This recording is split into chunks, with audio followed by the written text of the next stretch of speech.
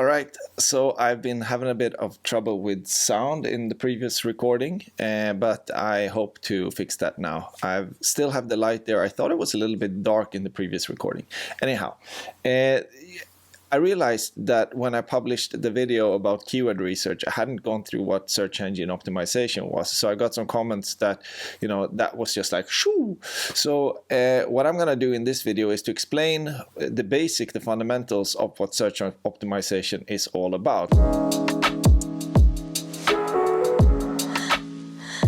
So before we start, I would like you to just pause this video, and in the comments, what I'd like you to do is to write what your perspective on SEO is. What is good SEO? Or moreover, if you're an advanced user, could you please just write down what you think the most important thing that people forget about SEO is? Because I will probably not mention it in this video, so that would help other people to please send a link to your whatever resource you have as well.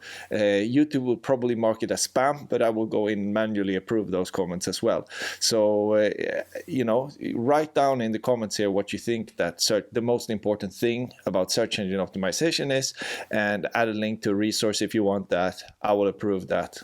Let's do this.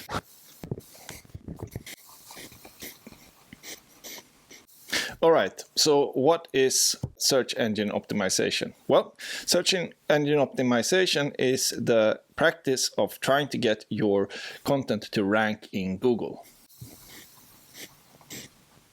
So how do you do that? Well, it's a combination between three things. It's a combination between the content you have, the links you get, and the people you have in your network. So let's go through this one by one. Content is important that it has the right structure. And what I mean with the right structure is that it's based on a keyword. The keyword is something that people search for. So every single page on your website should have a designated keyword for it, meaning there should not be more than one page on your website that has that keyword. So let's say you have a page that is about red shoes. That should be on a page. Then you might have a page for buy latest. That's another page. Then you have that's another keyword and another page. So you get what I mean here? You have some pages that are about the very broad topic.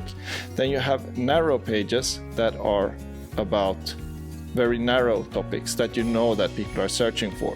And the way you plan this out, the way you plan your keywords out, is by looking at what do people search for when they search for information, and what do they search for when they buy. In order to construct the keyword, there are three things to it. There is the word, plus the detail, plus intention.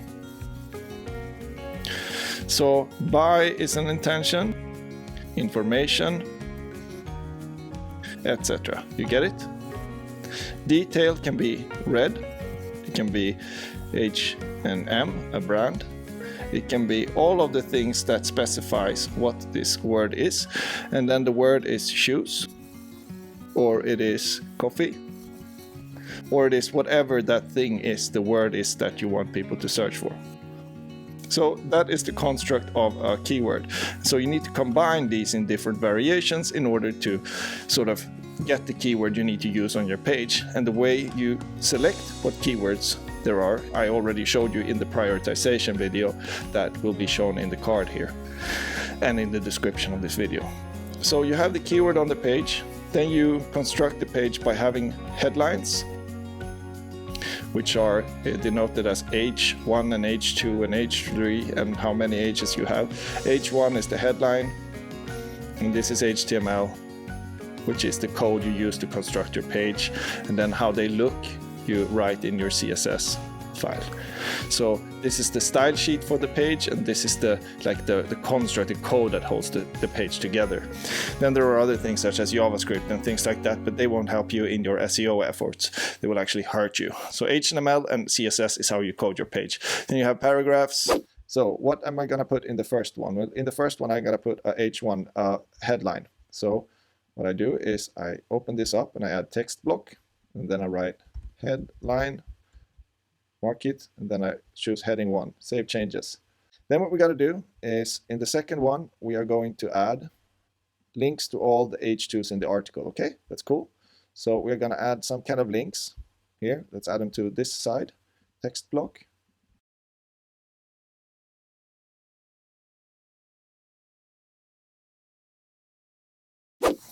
Between here, noted by P or div or whatever you use. And then you have images and you have videos. And the idea here is that you should get as a rich a page as possible. You should not think about SEO when you write this page more than with the headlines. You should think more over how can I write a rich page that includes all of the words that I need in order to meet the needs of the user. And that will include a lot of variations of your main keyword, but that's not the most important. If you want to do some kind of mathematical or technical way of deriving these pages, there is something called chain rule, which you can use.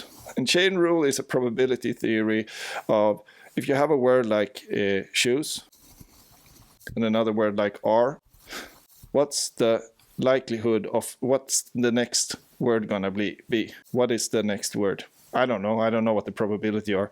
More easier is bananas are what's the next word? What's the likelihood? Well, most people would write fruit. And that's probably the correct word to write according to the chain rule if you want to seem as though you are relevant for bananas. However, it's not a fruit, it's a berry. And so when you apply the chain rule, you might sometimes find the conclusion that you shouldn't be correct in order to make the most sense. But yeah, you get it.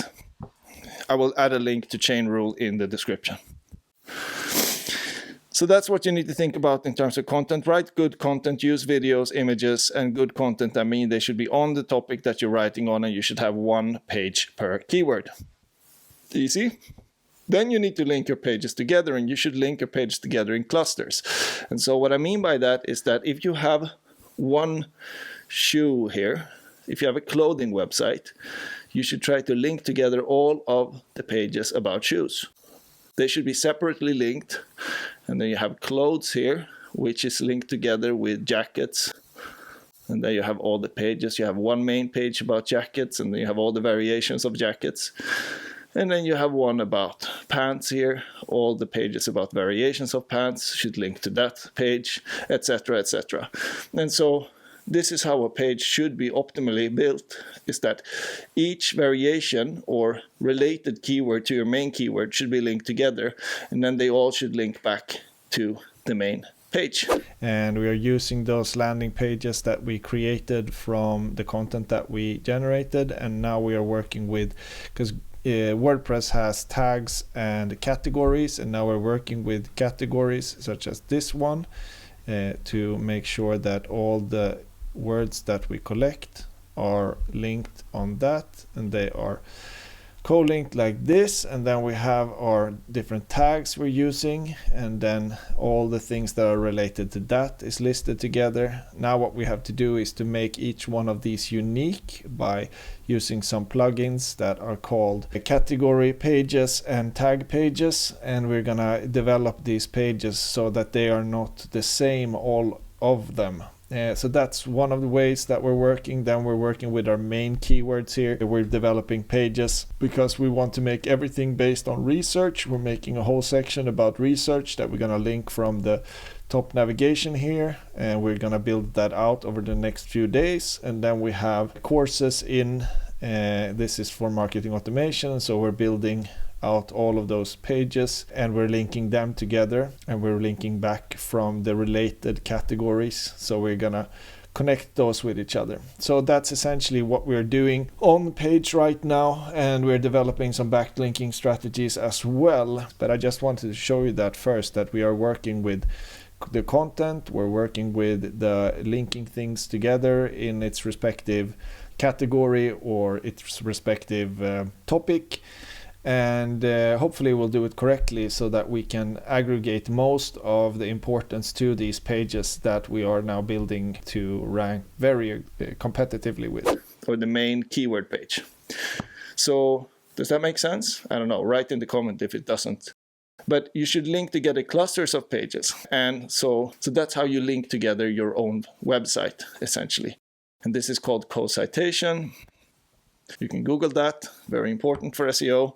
Some people argue that it isn't. I think they are not correct. Because then when you apply your network and you want people to start linking to you, because that is very important, and that's why you need people around you and a network around your website, is to link to the respective cluster of pages. And those links are important. They're more important if they have a lot of links to them, but they're more important if they're on topic of this cluster. So if this was about pants and this is a pants expert, then that link will be a lot more valuable than if it is about boats, So that's also, you want to be co-cited, and that's why it's called co-citation. You want to be co-cited by the people who are most relevant for this specific topic. So you want to get relevant links, and the relevant links are links that come from pages that have a lot of links pointing to them, that are relevant, and that this person writes about relevant things for whatever you're writing about here. So that's why you need to build up a network around, and that's why people are very important when it comes to SEO. So content, links, and people is what SEO is all about. And then the people who are great at this, some of my friends they are really good at this thing. They are really great at process. So they find process for technology, automation, content, relationship, etc., etc. There is a big aspect of technology to these things. You want your pages to load fast. You want Google to be able to read your pages correctly, and there are tons of things like that to the tech thing. But you need technology in order to automate how you reach out to people and how you maintain relationships in a CRM, for example. Some people are great at that, and they do great link work. Some people are great at tech and can build up their own link networks. Some people are great at generating content, etc., etc. And that's the process which will give you a competitive advantage in front of your competitors. So that's what SEO is about. Please give me the comments, or tell me in the comments if you think that it's about something else. And I know that this is a general image, but it's about content, links, people. Content should be on topic, it should be rich, and it should have different variations of it. It should be focused on what type of intention you want the user to have when they come to your page. And the way you can generate this is by using chain rule. You need links in order to compete with other pages, because most people can write the content themselves, and what will separate you will be the links. What's most important in the links is that you link together first the same topic on your website, and then you have external links called backlinks that point from external websites to your websites, acting as recommendations, in essence, that Google read into, and they will give you a better rank. And the way you compete is by using your network, building and using and nurturing your network, and finding a process to do all of this more productively. So that's SEO on a piece of paper. Alright, so I hope you liked that video, and hit the like button if you did. If you didn't like it, then you do as normal. You write in the comments what you liked or what you didn't like. And please share this with someone. Take the link from up there and share it with someone who you think should see this, because yeah, let's just do it that way. Okay, bye-bye. Oh, if you're new, subscribe.